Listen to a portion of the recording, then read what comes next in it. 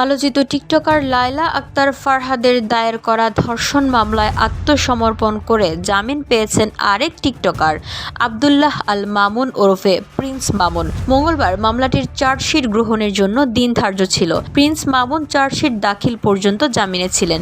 এদিন আত্মসমর্পণ করে জামিন আবেদন করলে শুনানি শেষে ঢাকার নারী ও শিশু নির্যাতন দমন ট্রাইব্যুনাল ৭ এর বিচারক সাবেরা সুলতানা খানমের আদালত তার জামিন মঞ্জুর করেন। একই সঙ্গে আদালত মামলার চার্জশিট গ্রহণ করেন। এর আগে গত বছরের ৯ জুন প্রিন্স মামুনের বিরুদ্ধে রাজধানীর ক্যান্টনমেন্ট থানায় মামলাটি দায়ের করেন লায়লা। পরদিন রাত ৯:৩০টার দিকে কুমিল্লার পুলিশ মামুনকে গ্রেপ্তার করে। পরবর্তী সময়ে ১ জুলাই আদালত তার জামিন মঞ্জুর করেন।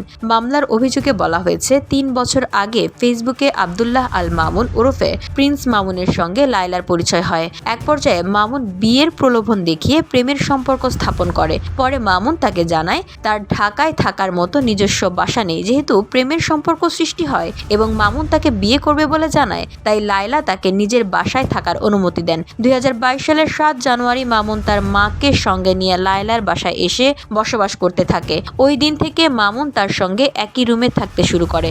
ধুলো, ময়লা ও ক্ষতিকর ধূলিকণা থেকে নিমিষেই মুক্তি দেয় চৌধুরী এয়ার পিউরিফায়ার। এর শক্তিশালী সাকশন ঘরের কোনায় কোনায় লুকিয়ে থাকা সকল ধুলা টেনে ফিল্টার করে এবং বের করে আনে নির্মল ও স্বাস্থ্যকর হাওয়া। বিয়ের প্রলোভন দেখিয়ে একাধিকবার শারীরিক সম্পর্ক করে। মামুন লায়লার বাসায় থাকাকালে তার বাবা মা মাঝে মধ্যেই সেখানে এসে অবস্থান করত।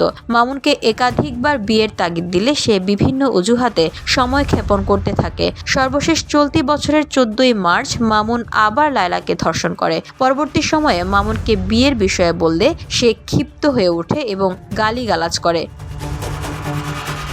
VOD Bangla news desk.